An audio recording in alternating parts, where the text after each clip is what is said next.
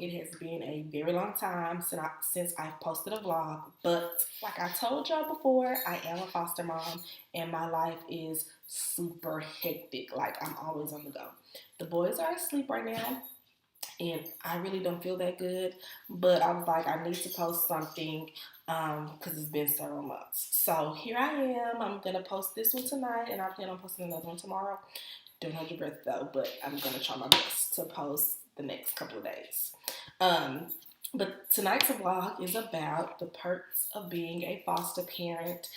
So you can get a little bit in my business tonight, which I pretty much always do that anyway. I don't hold anything back half the time. But I'm gonna tell you guys just like 5 perks that I have of being a foster parent. So here we are.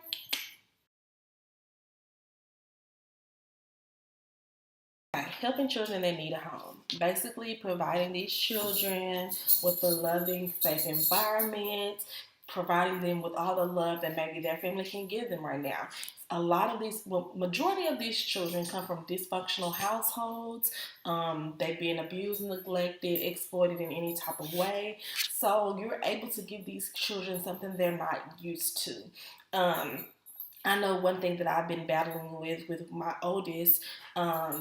Sometimes he rejects my love, and no matter how many times I tell him I love him, no matter how many times I'm trying to hug on him and love him, sometimes he rejects it.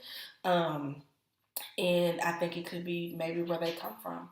He might not be used to that. So being able to continuously provide these children with things that they're not used to.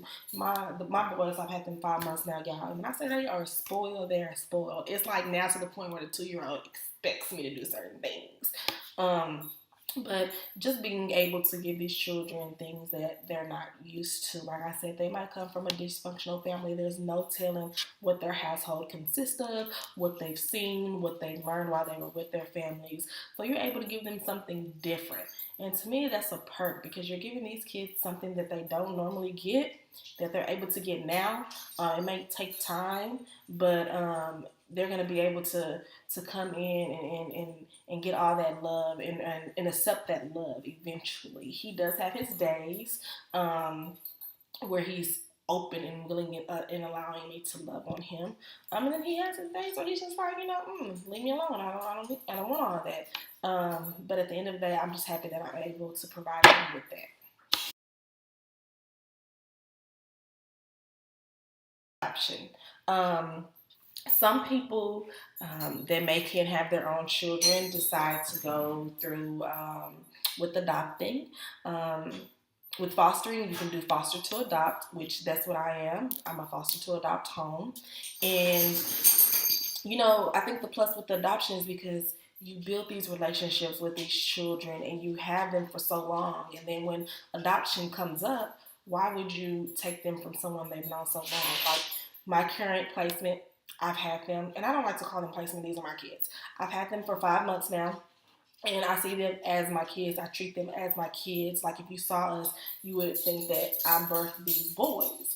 Um, but I built this long relationship with them, and if adoption came up, why wouldn't I adopt them? Like they've already been through so much. Why take them out of my home and place them somewhere else where I don't know where they're going into? I don't know how they're going to react. They've grown so much with me where that that pulling them away from me if they came, like it would kind of be, I don't want to say a waste, but almost a waste of all the time and energy that we've gotten them and built them to where they are. Because of course they did have like some anger issues and some other things going on, and it could have been from what they learned behavior and what they've seen.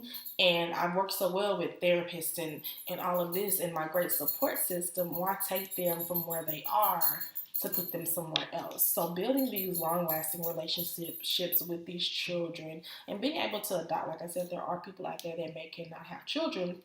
They can have children, so they decide to do foster to adopt to kind of see, if this is a good fit or not.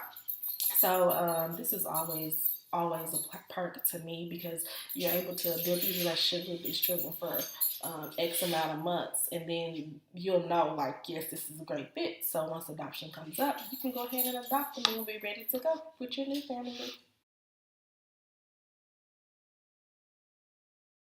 feeling like no other. I can really say, you know, first of all, let me take a step back. I've heard a lot before, like, how can you love them? You know, it's still not the same. They're not yours. It doesn't matter because I've seen these boys blossom so much in the past 5 months. It is an amazing feeling. So just being able to watch them grow, learn more about them, their likes, what they don't like, and them learning me as well. And just being able to build this bond with these children is an amazing feeling. Like, it takes a very strong woman, or I'm sorry, person to be a foster parent. Um, and I really can't explain it. Like, if you're not a foster parent, I really can't explain it to you. But it's like a feeling like no other. I know people have, a lot to say, oh, but they're not yours. It doesn't matter. Just watching them blossom, watching them grow into great young men is an amazing feeling, and helping them continue to grow and take the needed steps to be better people and learn about the world is a great feeling. Like, just to see what they've been through and what they've seen, and see how much growth they've had over the last 5 months is just amazing. And like I said, it's really hard to explain if you're not a foster parent. It's basically just like when a parent talks about their children. That's how I feel. It doesn't matter if I birthed them or not. It's still the same thing. You can still have love for children that are not your biological children. Chance to learn new skills. Um, I think since I've been a foster parent, I've learned a lot about myself, and I've changed a lot about myself as well. I went from being a single woman, getting up, going whatever I wanted to do, whatever I wanted to do, to a parent at the blink of an eye. And during this time, I've been able to sit and kind of meditate and think about some things. And I realize that sometimes you outgrow people. People come and go. It's they're out of season now. So I have learned that certain things that I would do, I don't really do anymore because I've just grown as a woman as well, and I'm learning more about myself while doing this. Learning how to cook over here and then warm up my baby's bottle over here, pop a bottle in his mouth while I'm warming up this baby's food, or throwing him giving him a lunchable because I realize he doesn't like when I'm cooking sometimes. So learning a new skill and just learning more about myself, growing individually, and then not only learning more about myself and growing, I'm learning these two children that are changing every day and growing every day. Like I said, I've had them 5 months, so they're growing and changing every day. So still learning them and learning more about myself, learning how to, time myself. Okay, I know I want to do this today, but I know I have my kids at the same time, and I know they're not going to sit still that long. So now incorporating them into my daily schedule. But it has been amazing, and I have a great support system, and we have a system going on now, and we have a schedule that we follow, and it also helps not only them, but now it's helping me. When normally I would just be, kind of go with the flow, where sometimes going by schedule is very helpful. So, learning a new skill while being a foster parent, I think has helped me grow as an individual. Last but not least is bonding. One of my favorite things to do with the boys. Um, Bonding is very important and with being a foster parent because, like I said, you don't know what these children have been through. So it's great to have time to bond with them.